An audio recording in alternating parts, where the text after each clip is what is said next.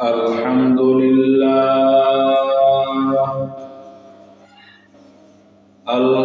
لله وكفى وسلام على عباده الذين اصطفى أما بعد فأعوذ بالله من الشيطان الرجيم بسم الله الرحمن الرحيم لن تنالوا البر حتى تنفقوا مما تحبون وما تنفقوا من شيء فإن الله به عليم صدق الله العظيم رب اشرح لي صدري ويسر لي أمري واحلل عقدة من لساني يفقهوا قولي سبحانك لا علم لنا إلا ما علمتنا إنك أنت العليم الحكيم اللهم صل على محمد وعلى آل محمد كما صليت على إبراهيم وعلى آل إبراهيم إنك حميد مجيد اللهم بارك على محمد وعلى آل محمد كما باركت على إبراهيم وعلى آل إبراهيم إنك حميد مجيد দয়াময় রব্বুল আলামিনের শুকরিয়া আদায় করি যে মহান রব্বুল আলামিন আমাকে আপনাকে পবিত্র মাহে রমজানের দ্বিতীয় জুমার নামাজের জন্য মসজিদে আসার তৌফিক দান করেছেন শুকরিয়া তান সকলেই বলি আলহামদুলিল্লাহ সম্মানিত মুসল্লিয়ানে কেরাম মাহে রমজানের প্রত্যেকটা আমল ফজিলতপূর্ণ যে কোনো ইবাদতের সওয়াব এই মাসে অন্যান্য মাসের চাইতে বেশি হয়ে থাকে এই জন্য এই মাসে প্রত্যেকটা আমলে আমাদেরকে যত্নবান হওয়া উচিত যাতে করে আমার এই পবিত্র মাসটি ফজিলতপূর্ণ এই মাসটি অলসতায় উদাসীনতায় না কাটে এই মাসের গুরুত্বপূর্ণ একটি আমল হলো বেশি বেশি দান সদকা করা আল্লাহ তাআলা পবিত্র কালামে হাকিমের মধ্যে ইরশাদ করেন সূরা আলে ইমরানের 92 নম্বর আয়াতের মধ্যে আছে যে বান্দা ততক্ষণ পর্যন্ত পরিপূর্ণ সওয়াব অর্জন করতে পারবে না বান্দা ততক্ষণ পর্যন্ত পরিপূর্ণ আল্লাহ তাআলার সন্তুষ্টি অর্জন করতে পারবে না যতক্ষণ না সে তার প্রিয় বস্তু আল্লাহ তাআলার রাস্তায় দান করে আমি আমার প্রিয়টা আল্লাহর রাহে দান করে দিব আমি আমার প্রিয় জিনিস আল্লাহর রাস্তায় খরচ করব তো এই প্রিয় জিনিসটা আমি আমার জীবনের মধ্যে বিসর্জন দেওয়ার কারণে ত্যাগ দেওয়ার কারণে আল্লাহ তাআলা আমার জন্য প্রিয় হয়ে যাবেন সুবহানাল্লাহ কল্যাণ লাভের চাবিকাঠি প্রিয় বস্তু আল্লাহ তাআলার রাস্তায় দান করা। আল্লাহ তাআলা বলেন লা তানালুল বিররা হাত্তা তুনফিকু মিম্মা তুহিব্বুন।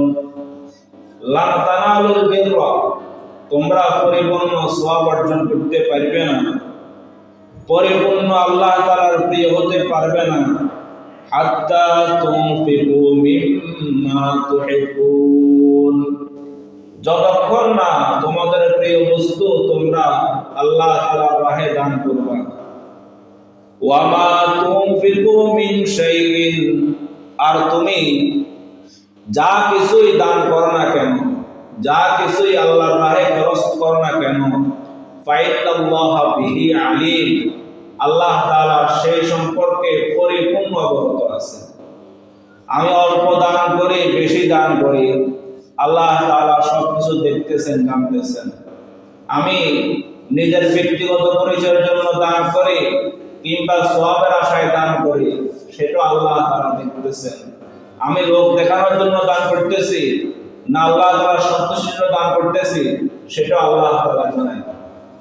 আল্লাহ তাআলা আলিমুন বিযাতিস সুদূর, আলিমুন বিযাতিস সুদূর, আমাদের অন্তরের মধ্যে কি আছে এ সম্পর্কে পরিপূর্ণ অবগত আছেন আল্লাহ তাআলা।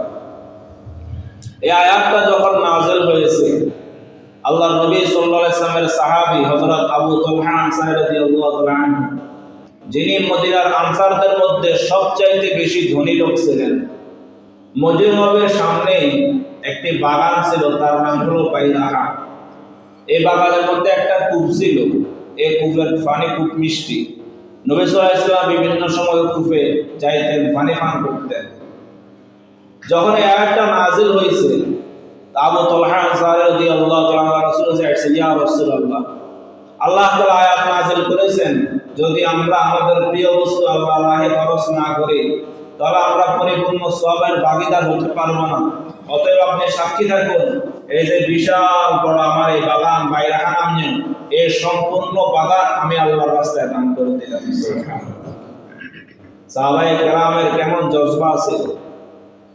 আল্লাহ তাআলার কোন একটা বিধান আইছে জরুরি না, কিন্তু সাথে সাথে পালন করতেছেন।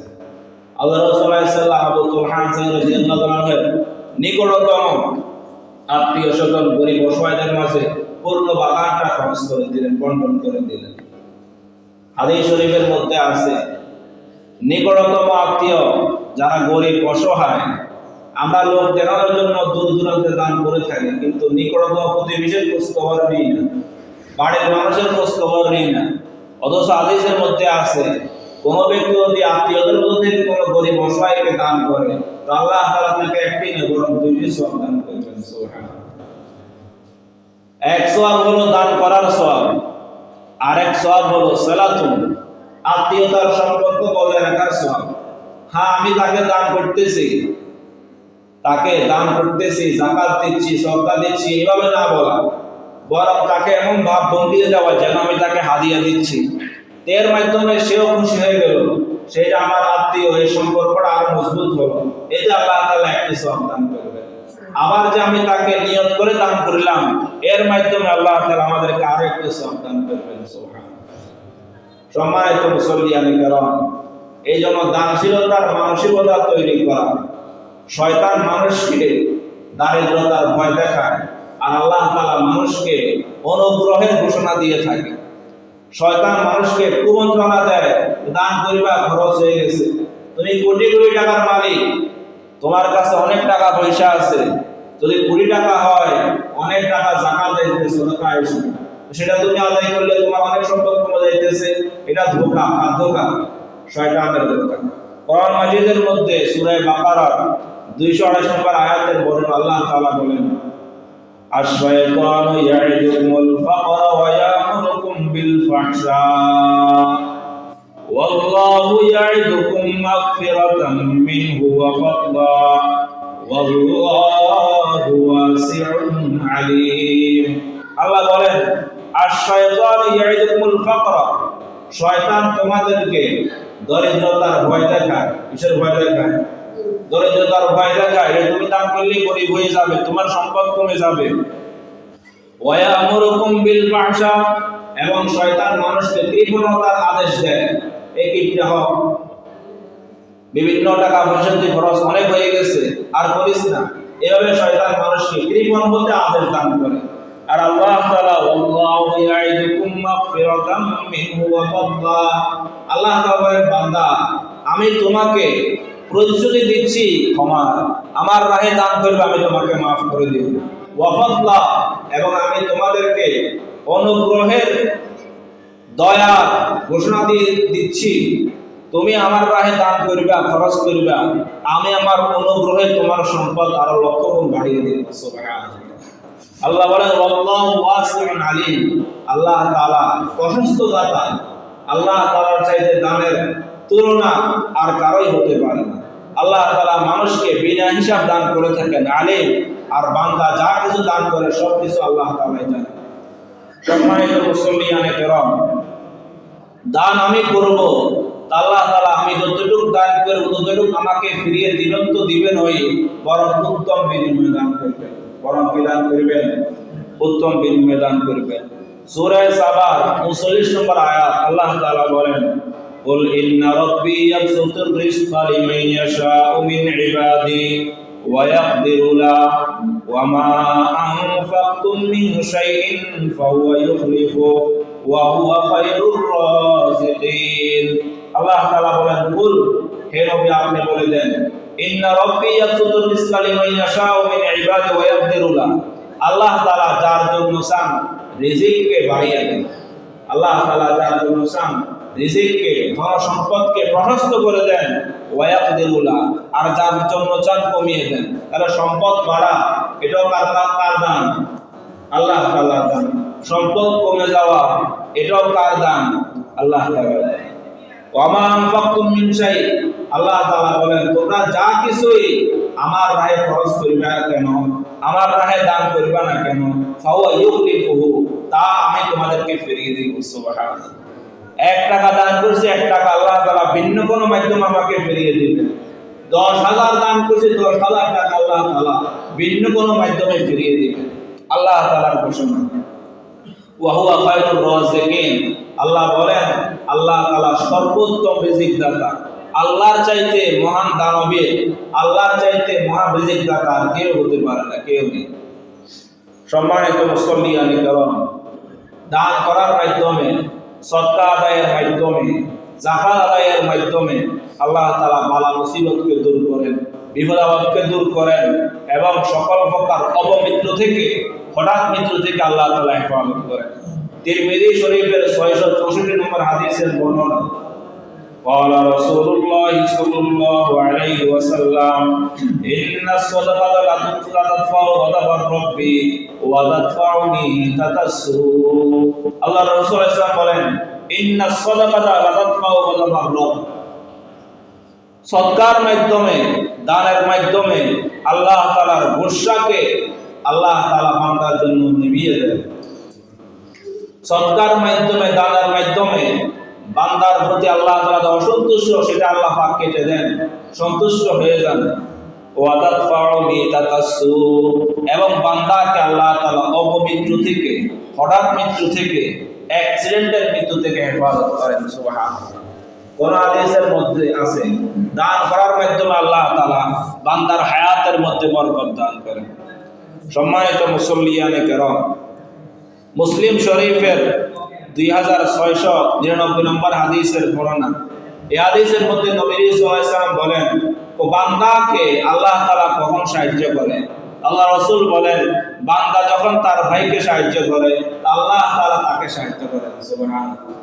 আমি আমার ভাইয়ের সাহায্য, আমি আমার প্রতিবেশীর সাহায্য যতক্ষণ পর্যন্ত করতে থাকবো, আল্লাহ তাআলা আমার সাহায্য ততক্ষণ পর্যন্ত করতে থাকবেন। সুবহানাল্লাহ।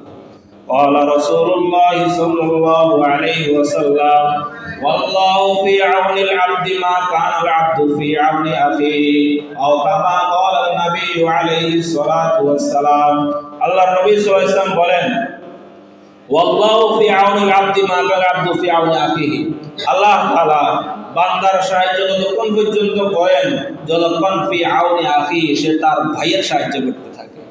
আমি আমার ভাইয়ের সাহায্য করলাম, আমি আমার ভাইয়ের বিপদে এগিয়ে আসলাম, আমি আমার প্রতিবেশীর দারিদ্রতা দূর করার ফিকির করলাম, তাকে কিছু দিলাম, আল্লাহ তাআলা এর মাধ্যমে আমাকে কদমে কদমে সাহায্য করবে। সম্মানিত মুসল্লিয়ানে কেরাম, বুখারী শরীফের 1442 নম্বর হাদিসের বর্ণনা, নবী সাল্লাল্লাহু আলাইহি ওয়াসাল্লাম বলেন, মা মিন ইয়াউমিন ইউসবিহুল ইবাদু ফীহি ইল্লা মালাকানি ইয়ানজিলান ফায়াকুলু আহাদুহুমা আল্লাহুম্মা আতি মুনফিকান খালিফা ওয়া ইয়াকুলুল আখারু আল্লাহুম্মা আতি মুমসিকান তালাফা আও কামা ক্বালা আন-নাবিয়্যু আলাইহিস সালাতু ওয়াস সালাম। আল্লাহ নবী বলেন, প্রত্যেক দিন সকালে আসমান থেকে দুইজন ফেরেশতা দুনিয়াতে অবতরণ করে। প্রত্যেক দিন সকালে আসমান থেকে দুইজন ফেরেশতা দুনিয়াতে অবতরণ করে। ফায়াকুলু আহাদুহুমা, তার মধ্যে একজন বলে, আল্লাহুম্মা আতি মুনফিকান খালিফা, হে আল্লাহ, যারা তোমার রাহে দান করে, যারা তোমার রাহে খরচ করে, খালিফা, তাকে উত্তম বিনিময় দান করো। সুবহানাল্লাহ। আমি দান করলাম, তো ফেরেশতারা আমার দানের উসিলায় আমার টাকা সম্পত্তি, ধন সম্পদ যাতে করে বৃদ্ধি পায়, সেই জন্য আল্লাহর কাছে কি দোয়া করে? ফেরেশতা দোয়া করে। ওয়া ইয়াকুলুল আখারু আল্লাহুম্মা আতি মুমসিকান তালাফা, আরেকজন ফেরেশতা, দুইজনের মধ্যে আরেকজন দোয়া করতে থাকে, আল্লাহুম্মা আতি মুমসিকান তালাফা, হে আল্লাহ, যে কৃপণতা করে, যে ধন সম্পত্তি পেয়েও তোমার নাজ ও নিয়ামত বক্ষণ করেও তোমার রাহে এক টাকা খরচ করতে চায় না, তালাফা, তার ধন সম্পদকে তুমি ধ্বংস করে দাও। নাউযুবিল্লাহ। তাহলে যদি আমি আল্লাহর রাহে দান করি, খরচ করি, এর মাধ্যমে ফেরেশতা আমার ধন সম্পত্তি বাড়ার জন্য, আমাকে আল্লাহ তাআলা উত্তম বিনিময় দান করার জন্য দোয়া করতে থাকে। আর যদি আমি ধন সম্পত্তি কৃপণতা করি, এর মাধ্যমে ফেরেশতা আরেকজন বদদুয়া করতে থাকে, হে আল্লাহ, সে তোমার ধন সম্পত্তি পেয়েছে, তুমি তাকে সব কিছু দান করেছো, সে খরচ করতেছে না, কৃপণতা করে তুমি তার ধন সম্পত্তি সকল কিছু ধ্বংস করে দাও। সম্মানিত মুসল্লিয়ানে কেরাম, দানের মধ্যে ফরজ দান যেটা আবশ্যকীয় সেটা হলো যাকাত। যাকাতের শাব্দিক অর্থ হলো পবিত্র হওয়া। যে ব্যক্তি যাকাত আদায় করে, কোটি কোটি টাকার মালিক, যাকাতের মাধ্যমে আল্লাহ তাআলা হক আদায়ের মাধ্যমে পূর্ণ সম্পত্তিকে আল্লাহ তাআলা পবিত্র করে দেন। যাকাতের আরেক অর্থ হলো বৃদ্ধি পাওয়া। যে ব্যক্তি ঠিকঠাক মতো যাকাত আদায় করে, তা আল্লাহ তাআলা বান্দার সম্পদকে আরো বাড়িয়ে দেন। সুবহানাল্লাহ। যাকাত কাকে বলে? প্রত্যেক প্রাপ্তবয়স্ক মুসলিম, জ্ঞান সম্পন্ন, সুস্থ মস্তিষ্কপূর্ণ, চাই পুরুষ হোক বা নারী, সে যদি নির্দিষ্ট পরিমাণ নেশাবের মালিক হয়ে থাকে, ওই নির্দিষ্ট পরিমাণ সম্পদ যদি 1 বছর অতিক্রান্ত হয়ে যায়, তাহলে 40 ভাগের 1 ভাগ আল্লাহর রাহে দান করা তার জন্য ফরজ হয়ে যায়। শরীয়তের পরিভাষায় এটাকে যাকাত বলা হয়। আল্লাহ তাআলা কোরআন কারীমের বিভিন্ন আয়াতের মধ্যে, নবী সাল্লাল্লাহু আলাইহি ওয়াসাল্লাম হাদিসের বিভিন্ন riwayতের মধ্যে যাকাত ফরজ আবশ্যকীয় বিধান ঘোষণা দিয়েছেন, এবং যারা যাকাত আদায় করবে না তাদের কেমন ভয়াবহ শাস্তির বর্ণনা হাদিসের মধ্যে আসছে। সূরা বাকারার 110 নম্বর আয়াতের বর্ণনা আল্লাহ তাআলা বলেন, ওয়া আকিমুস সালাতা ওয়া আতুজ যাকাত ওয়া মা তুকদ্দিমু লিআনফুসিকুম মিন খাইরিন তাজিদুহু ইনদাল্লাহ ইন্নাল্লাহা বিমা তা'মালুনা বাসীর। ওয়া আকিমুস সালাত, তোমরা নামাজ কায়েম করো, ওয়া আতুজ যাকাত, এবং যাকাত আদায় করো। যাকাত প্রদান করা, নামাজ যেভাবে ফরজ, যাকাত আদায় করা ফরজ। আল্লাহ বলেন, ওয়া মা তুকদ্দিমু লিআনফুসিকুম মিন খাইর, তোমরা আখিরাতের জন্য তোমরা যা কিছু প্রেরণ করিবা, যা কিছু খরচ করিবা, তাজিদুহু ইনদাল্লাহ, আখিরাতে গিয়ে সম্পূর্ণটা ফেরত পাইবা। সুবহানাল্লাহ। যা কিছু আমি দান করি আখিরাতে সেটা আমার মিলবে।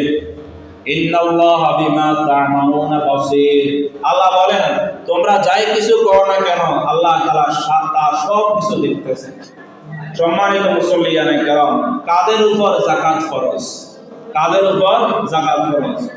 মুসলমান হওয়া, যাকাত ফরজ হওয়ার জন্য 1 নম্বর শর্ত, সুস্থ মস্তিষ্ক, যে পাগল নয়, আজাদ, যে গোলাম নয়, প্রাপ্তবয়স্ক, যে অপ্রাপ্তবয়স্ক নয়, মুসলিম সুস্থ মস্তিষ্কপূর্ণ মানুষ, চাই পুরুষ হোক বা নারী, যদি সে স্বাধীন হয়ে থাকে এবং প্রাপ্তবয়স্ক হয়ে যায় এবং নেশাব পরিমাণ সম্পদের মালিক হয়ে যায়, তার উপর যাকাত ফরজ হয়ে যায়।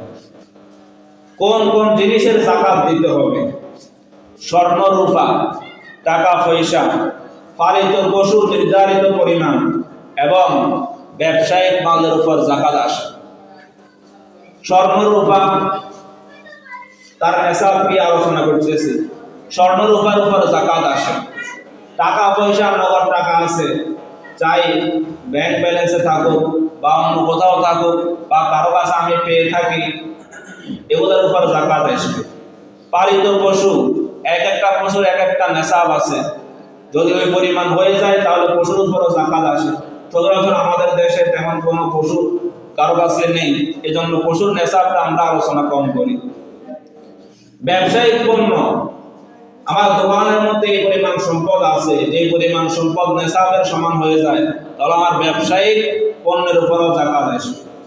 সম্মানিত মুসল্লিয়ানে কেরাম, কোন কোন বস্তুর উপর যাকাত আসে?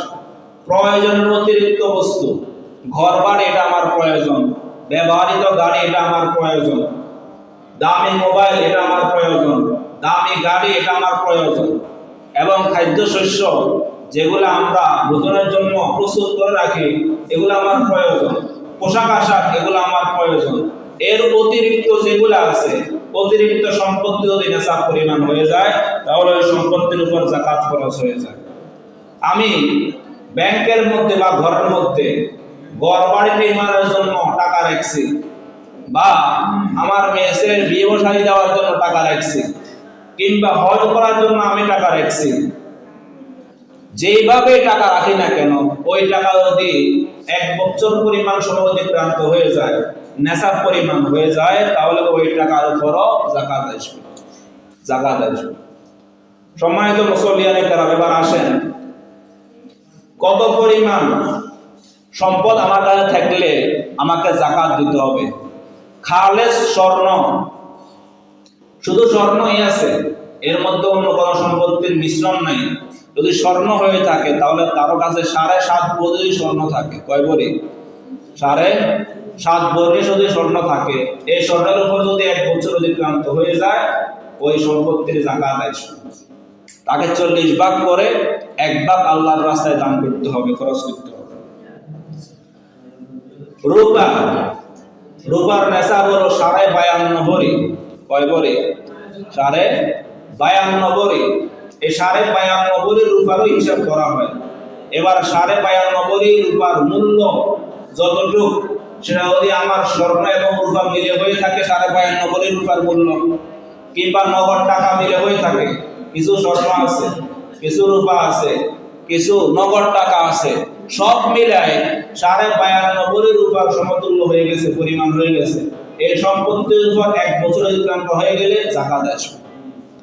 ব্যবসায়িক পণ্য আছে কিছু, স্বর্ণ আছে কিছু, রূপা আছে কিছু, নগদ টাকা আছে কিছু, সব মিলাই যদি 52.5 ভরি রূপার পরিমাণ, মূল্যের পরিমাণ হয়ে যায়, এই সম্পত্তির উপর 1 বছর অতিক্রান্ত হয়, তাহলে ওই রূপা, ওই সম্পত্তির উপর কি আসবে? যাকাত আসবে। রূপার ক্ষেত্রে 18 ক্যারেটের রূপা আছে, 22 ক্যারেটের রূপা আছে। বর্তমান ওলামায়ে কেরাম গবেষণা করে একেবারে যাতে করে কোনো ভুল না হয়, এই জন্য 18 ক্যারেটের রূপার পরিমাণ সম্ভাব্য মূল্য ধরেছেন 1,72,683 টাকা। কত বললাম? 1,72,683 টাকা। স্বর্ণ কিছু আছে, রূপা কিছু আছে, ব্যবসায়িক পণ্য কিছু আছে, নগদ টাকা কিছু আছে, সব মিলে যদি কারো কাছে 1,72,683 টাকা থেকে থাকে, তার উপর যাকাত করা ফরজ। যাকাত করা কি ফরজ? পুরুষেরা তো মোটামুটি এবার সচেতন থাকেন, মহিলারা এই ব্যাপারে বেখবর থাকে। তাদের অনেক সম্পত্তি আছে, স্বামী লিখে দিয়েছে তার নামে, তার যাকাত আদায় করা হয় না, সে গুনাহগার হবে। এই জন্য মহিলাদের সম্পদ তুলনামূলক পুরুষের চাইতে বেশি থাকে, তার সম্পদ তেমন একটা খরচ হয় না, তাহলে তার সম্পত্তির হিসাব করে অবশ্যই যাকাত আদায় করতে হবে। 1,72,683 টাকা। 1,72,683 টাকা। এই সংখ্যাটা আমরা খেয়াল রাখবো। জমি আছে, চাষের জমি, এই জমির উপর যাকাত আসবে না। হ্যাঁ, আমি জমি কেনা বেচা করি, কারো কাছ থেকে কিনি আবার বিক্রয় করে দিই, তাহলে এটা আমার ব্যবসায়িক পণ্য হয়ে যাবে, এটার উপর যাকাত আসবে। সরাসরি বিল্ডিং এর উপর জাকাত আসে না, কিন্তু আমি বিল্ডিং ভাড়া দেই, টাকা উঠাই, তাহলে ওই টাকা ওই নেশাব পরিমাণ সম্পত্তির পরিমাণ হয়ে যায়, তাহলে ওই ভাড়া টাকার উপর কি আসবে? জাকাত আসবে। আমার গাড়ি আছে, ব্যবহৃত গাড়ি, কিন্তু আমি গাড়ি কিনেছি বিক্রি করার জন্য, এটা আমার ব্যবসা, তাহলে ওই গাড়ির মূল্য যদি নেশাব পরিমাণ সম্পদের সমান হয়ে যায়, তাহলে ওই গাড়ির উপরে জাকাত আসবে। কোন ব্যক্তি যদি জাকাত না দেয় শাস্তি বিভিন্ন হাদিসের মধ্যে আসছে। বুখারী শরীফে 1403 নম্বর হাদিসের বর্ণনা, قال رسول الله صلى الله عليه وسلم من آتاه الله مالا فلم يؤد زكاته مسر له ماله يوم القيامة شجاعا أقرع له زبيبتان يطوقه يوم القيامة ثم يأخذ بجازمتيه يعني يشكيه ثم يقول أنا مالك أنا كنزك ثم تلا لا يحسبن الذي يبخل الآية أو كما قال النبي عليه الصلاة والسلام। আল্লাহর নবী সাল্লাল্লাহু আলাইহি ওয়াসাল্লাম বলেন, যাকে আল্লাহ তাআলা যারা সম্পত্তির মালিক বানিয়েছে, নেশাব পরিমাণ সম্পত্তির মালিক বানিয়েছে, সে যদি যাকাত আদায় না করে, তাহলে কাল কিয়ামতের ময়দানে আল্লাহ তাআলা ওই সম্পত্তিকে বিষধর সাপে উদ্যান করবেন। নাউযুবিল্লাহ। এমন বিষধর সাপ, ওই সাপ কাল কিয়ামতের ময়দানে তার উভয় চোয়াল, উভয় গালের পাশ দিয়ে কামড় দিয়ে ধরবে, আর সকল মাটি থেকে আর বলে দেখবে, আনা মালুকা আনা কানজুকা, হে কৃপণ, দুনিয়াতে আল্লাহ তাআলা তোকে সম্পত্তি দান করেছে, হিসাব করে যারা আদায় করিস নাই, আজকে ওই যাকাত না দেওয়ার কারণে তোর ভয়াবহ শাস্তি হচ্ছে। আনা মালুকা আনা কানজুকা, আমি সাপ নয়, বরং আমি তোর ওই দুনিয়ার সম্পত্তি, ওই দিনের স্বর্ণ অলংকার। নাউযুবিল্লাহ। এজন্য সম্পত্তিতে কৃপণতা না করা, হিসাব করে যাকাত আদায় করা। যাকাতের মাধ্যমে সম্পদ কমে না, বরং আল্লাহ তাআলা এটা আরো বাড়িয়ে দান করেন। সুবহানাল্লাহ। কাদেরকে আমরা যাকাত দিব? নির্দিষ্ট খাতে যাকাতের টাকা ব্যয় করা আবশ্যক, না হলে যাকাত আদায় হবে না। আল্লাহ তাআলা সূরা তাওবার 60 নম্বর আয়াতের মধ্যে ইরশাদ করেন, ইন্নামাস সাদাকাতু লিল ফুকারা ওয়াল মাসাকিন والعاملين عليها والمؤلفة قلوبهم وفي الرقاب والغارمين وفي سبيل الله وابن السبيل فريضة من الله والله عليم حكيم।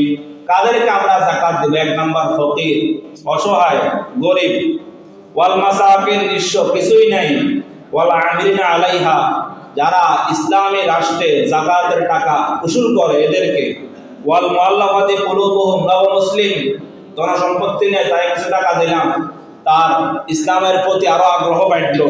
ওয়াফির রিকাব ওয়াল গারিমিন, ওয়াফির রিকাব, দাস মুক্তির জন্য, কেউ গোলাম আমাদের দেশে প্রচলিত নেই।